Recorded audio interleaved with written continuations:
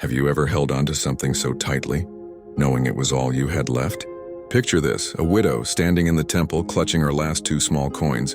She knows once these are gone, there's nothing left.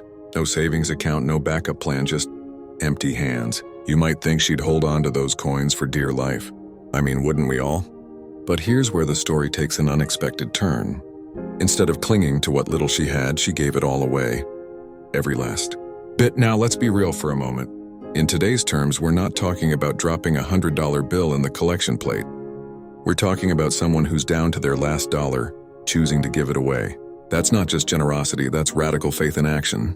You see, while the wealthy were making a show of their large donations, dropping bags of gold with a satisfying clink, this widow's tiny offering barely made a sound. No one even noticed, well, almost no one. Jesus did. And he was so moved by her act that he called his disciples over to witness it.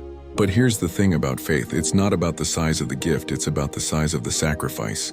When we're willing to give even when it hurts, when we trust God enough to open our hands and let go of our last bit of security, that's when something extraordinary happens.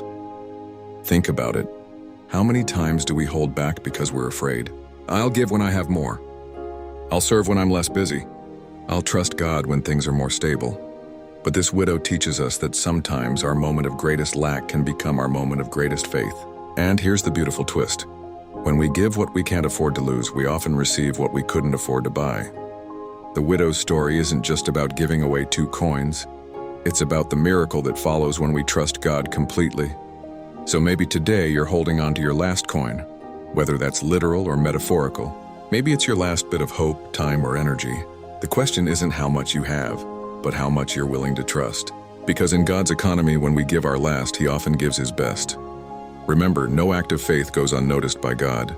What looks small to the world might just be the key that unlocks your biggest miracle.